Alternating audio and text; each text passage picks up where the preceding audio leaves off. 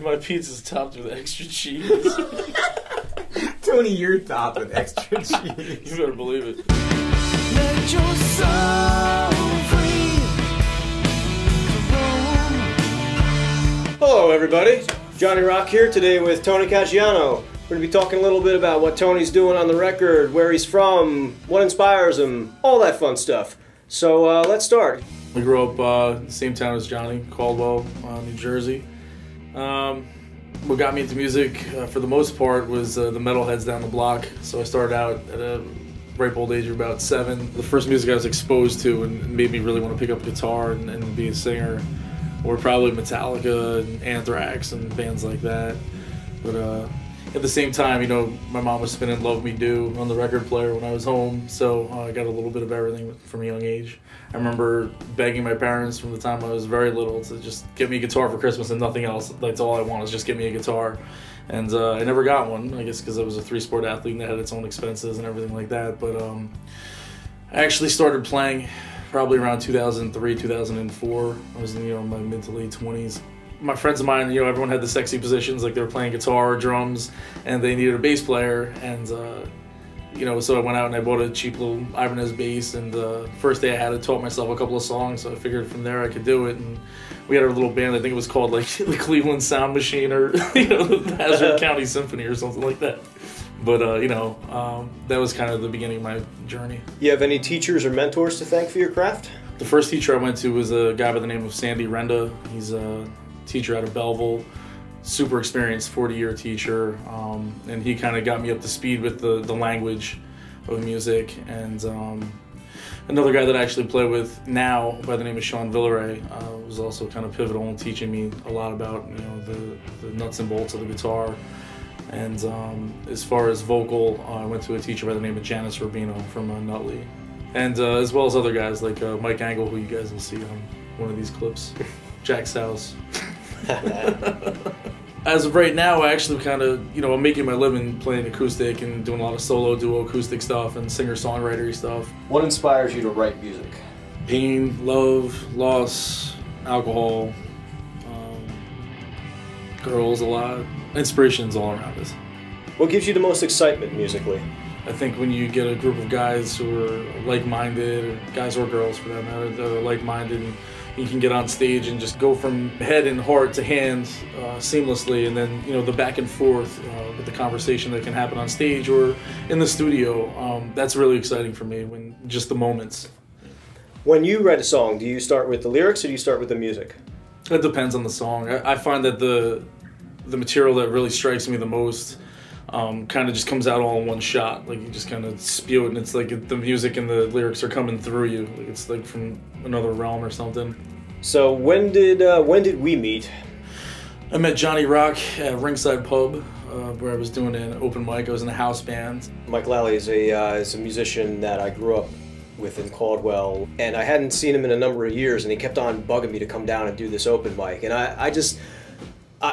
I like never really went to the place. I lived right up the street, and I never really ever went to the Ringside Pub. And then finally one day I was like, oh well, let me take Lally up on that and go down. And I came through with a couple of guns by the name of Max Feinstein and Andrew Reynolds, and they just set the place on fire. A couple of covers, and the energy, you could just feel it in the room, and the whole place just exploded. It was sick. I felt like I wanted to be involved with that, and any way I could, just being supportive, whether it was online or just seeing what those guys were up to. I just wanted to be part of it. And Johnny, being the drummer he is, he could jump in on anything. So I was always looking for a good drummer, and started slowly integrating him into the mix with a little bit of acoustic stuff, and he would accompany on percussion, and then doing some full band, cover band type of gigs. But and it just took off from there. It's only in the last couple of years that I started branching out on the cover scene, and Tony's been pretty instrumental in getting me out there and meeting other players.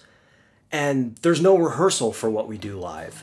We just know a whole lot of songs, and there's times we'll sit in with another group and just lock in and tear it up. That's given me a lot of confidence, whereas before I met Tony, the whole scene just seemed like some club you had to get into with a secret handshake, if that makes any sense. What are your contributions to this project, musical or otherwise? Well, I think just being the biggest, most imposing guy on the record means a lot to me. No, my contributions for the record were I was asked to play bass with Dave Marcus and Rob Ferrera's song that they were writing, which was very cool, getting to play with a couple guys who were legitimate, you know, guys who have been on the original scene for a long time.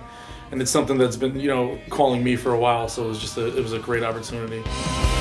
I'm not so sure. Tony is a really good-hearted guy. He's a lot of fun. He's got a great sense of humor. He's also very cynical, which I love about him because he's a lot like me. He loves picking on himself and everything around him, and he has a really great way of expressing himself. He's also way too kind to me with how many compliments he gives me being as talented as he is himself. Tony does this. Like, that's what he does.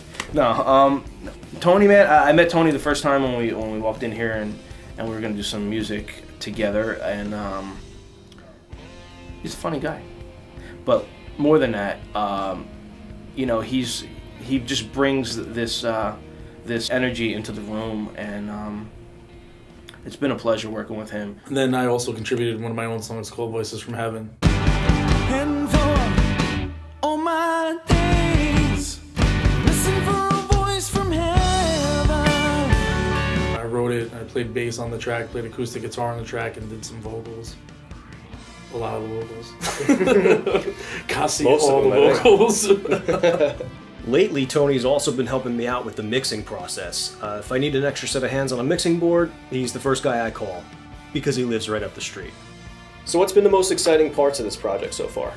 Getting in the studio with John Bross and with yourself, and to see how it's really done. You know, my recording experience is limited, and it was all definitely digital.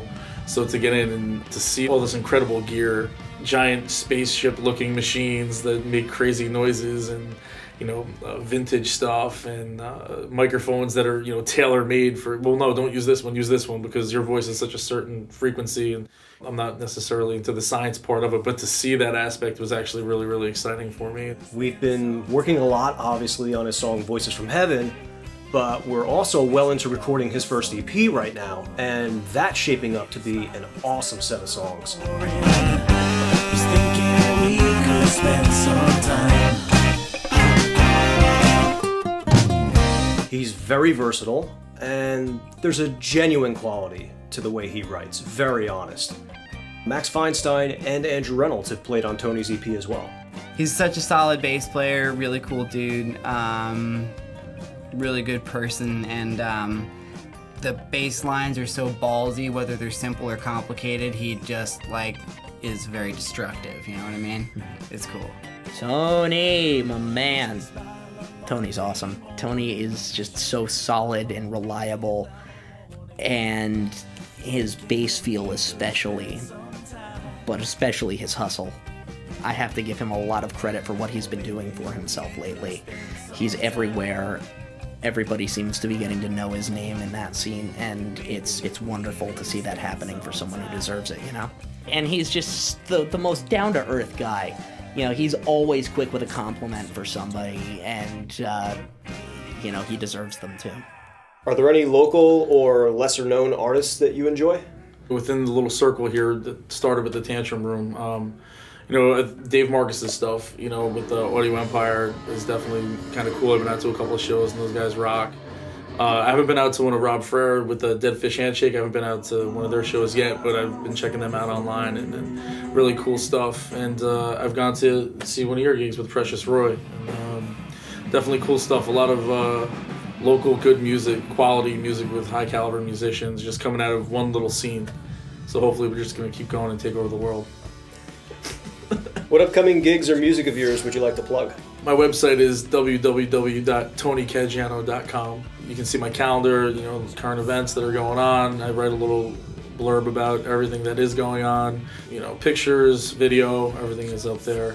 But I don't know. That's it.